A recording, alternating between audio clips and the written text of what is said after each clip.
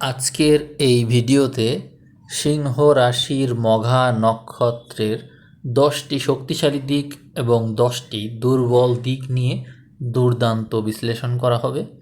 আশা করি ভিডিওটি আপনাদের অনেক পছন্দ হবে। আপনাদের নিজেদের বিষয়ে অনেক কিছু আপনারা জানতে পারবেন।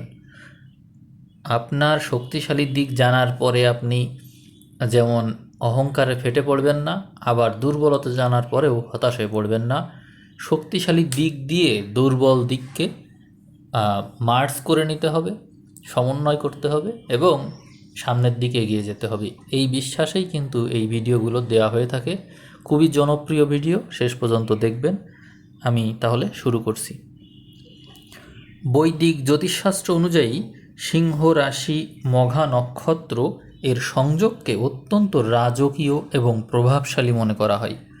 মঘা নক্ষত্রের অধিপতি হল কেতু এবং এই নক্ষত্রটি সিংহ রাশির 0 ডিগ্রি থেকে 13 ডিগ্রি 20 মিনিট পর্যন্ত বিস্তৃত, যার প্রতীক হল রাজপ্রাসাদ বা সিংহাসন। এই নক্ষত্রের দেবতারা হলো আমাদের পিতৃপুরুষ। এই জন্য আপনাদের মধ্যে পিতৃপুরুষ সম্পর্কে আমি আগের ভিডিওতে যা বলেছিলাম তা কিন্তু অনেক সত্য তথ্য। এখন আমরা আপনার বিষয়ে 10টি শক্তিশালী দিক জানব, যা আপনার মধ্যে অবশ্যই আছে। প্রথম শক্তিশালী দিক হলো জন্মগত নেতৃত্ব দানের ক্ষমতা। সিংহরাশি মঘা নক্ষত্রে জাতক জাতিকারা জন্মগতভাবেই নেতা হয়ে থাকেন। যে কোনো দল, কর্মক্ষেত্র বা সমাজকে আপনারা খুব সহজেই পরিচালনা করতে পারেন।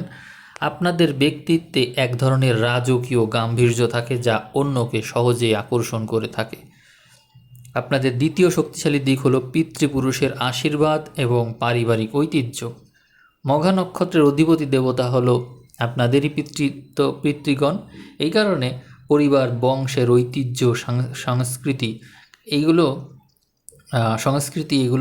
এগুলোর প্রতি আপনাদের গভীর শ্রদ্ধা থাকে এবং পূর্বপুরুষদের আশীর্বাদের কারণে আপনাদের জীবনে যদি চরম কঠিন সংকটের মুহূর্তেও পড়ে যান, আকস্মিক সাহায্য বা দিক নির্দেশনা যে কোনোভাবে আপনারা পেয়েই যান। আপনাদের তৃতীয় শক্তিশালী দিক হলো প্রবল আত্মসম্মান বোধ এবং সততা। অত্যন্ত নীতিবান এবং সৎ প্রকৃতির মানুষ আপনারা। কোনো অবস্থাতেই নিজের আত্মসম্মান বা মর্যাদার সাথে কখনো আপোষ করেন না। অন্যায় বা অনৈতিক কাজের বিরুদ্ধে আপনারা সবসময় সোচ্চার থাকেন। আপনাদের চতুর্থ শক্তিশালী দিক উচ্চাকাঙ্ক্ষা এবং লক্ষ্য অর্জনে দৃঢ়তা। আপনাদের মধ্যে দেখা যায় লক্ষ্য সবসময় উঁচুতে থাকে এবং সাধারণ বা গড়পড়তা জীবন আপনারা পছন্দ করেন না। কর্মজীবনের শীর্ষস্থানে পৌঁছানোর জন্য আপনারা কঠোর পরিশ্রম করেন এবং দৃঢ় সংকল্পের সাথে সেখানে গিয়ে যান। আপনাদের পঞ্চম শক্তিশালী দিক হলো সাহসিকতা ও নির্ভীকতা। সিংহ রাশির প্রতীক সিংহ, এই জন্য আপনাদের মধ্যে সাহসের কোনো অভাব নেই। যে কোনো বড় চ্যালেঞ্জ, শত্রু বা প্রতিকূল পরিস্থিতি মোকাবেলা করতে আপনারা কখনোই ভয় পান না। আপনাদের 6 নম্বর শক্তিশালী দিক উদারতা এবং পরোপকারী মনোভাব। রাজকীয় স্বভাবের কারণে আপনাদের মন খুব বড়।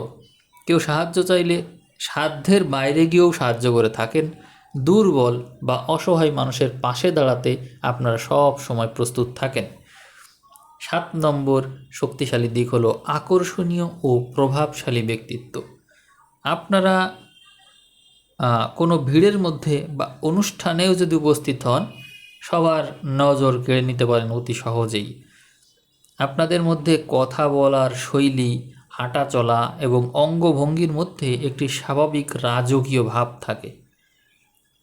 8 নম্বর শক্তিশালী দিক হলো ঐতিহ্যগত বিদ্যায় পারদর্শিতা। অর্থাৎ যেহেতু কেতু এবং পিতৃপুরুষের প্রভাব রয়েছে আপনাদের উপর, এই জন্য প্রাচীন ইতিহাস, সংস্কৃতি, জ্যোতিষশাস্ত্র বা আধ্যাত্মিক বিষয়ের প্রতি আপনাদের গভীর আগ্রহ থাকে। আর আপনারা পুরনো ঐতিহ্যকে আধুনিকতার সাথে মিলিয়ে চমৎকারভাবে উপস্থাপন করতে পারেন।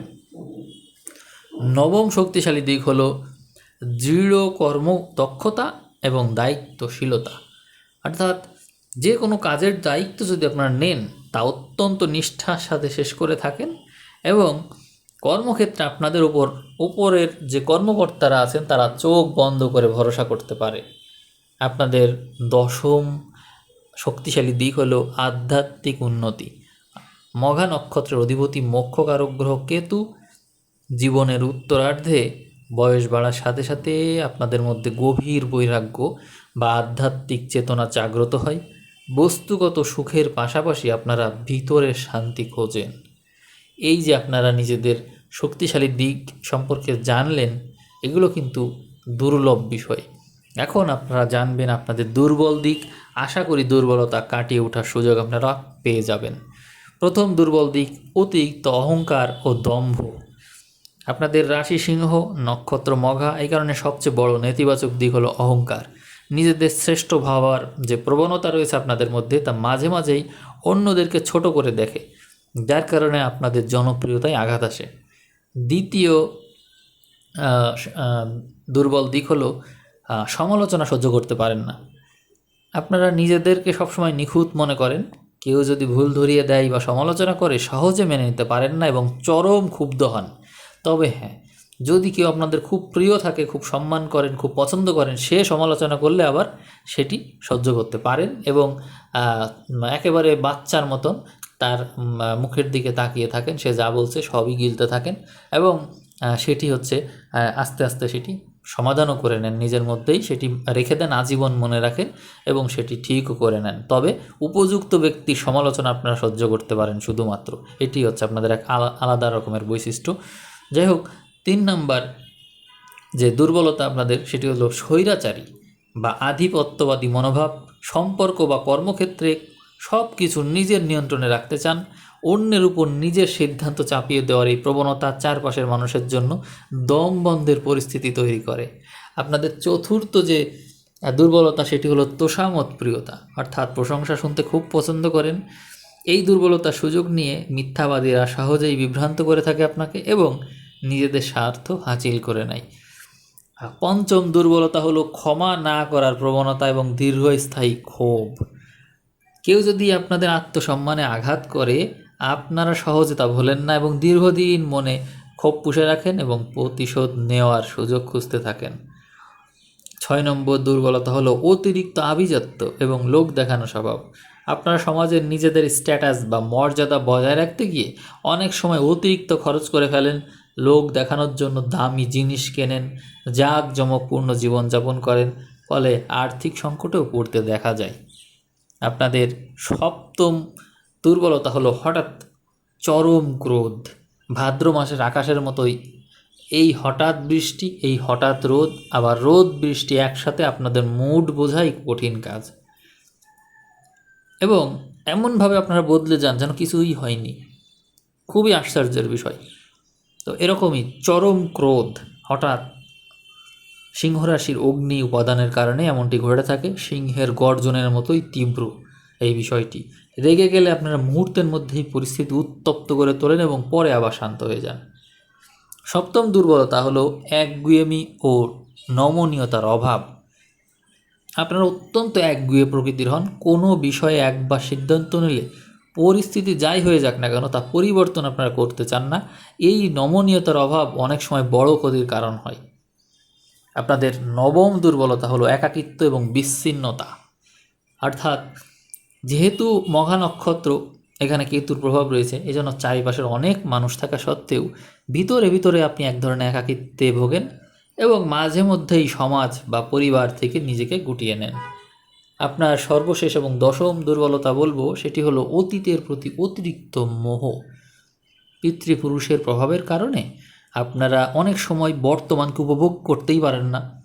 অতীত গৌরব, বংশমর্যাদা, পিছনের দিনগুলো নিয়ে বেশি মেতে থাকেন। এটি কিন্তু আপনাদের ভবিষ্যৎ অগ্রগতির গতি কমিয়ে দিতে পারে। এই জন্য পরামর্শ হিসেবে বলবো, অহংকার বর্জন করুন। আপনারা প্রশংসা বা চাটুকারিতার মধ্যে পার্থক্য বুঝতে চেষ্টা করুন। ভালো শ্রোতা হন। অন্যের মতামত এবং সমালোচনাকে ইতিবাচকভাবে গ্রহণ করবেন। আপনার নেতৃত্ব তাতে আরও সুদৃঢ় হবে। মেডিটেশন বা ধ্যান করুন। কেতু ও সিংহের অগ্নি উপাদানকে শান্ত করতে নিয়মিত প্রাণায়াম, আধ্যাত্মিক চর্চা, এগুলো অত্যন্ত শুভ ফল দেবে। আপনি শ্বাসের দিকে মনোযোগী হবেন, আপনি মহাদেবের মন্ত্র শুনবেন, মেডিটেশন করবেন, আপনি দান ধ্যান করবেন, আপনি চুপ থাকবেন, যত কথা কম বলতে পারেন সেটি চেষ্টা করবেন। এটিই কিন্তু আপনার জন্য সবচেয়ে ভালো ফল নিয়ে আসবে এবং সর্বদিক দিয়ে আপনি জয়ী হবেন।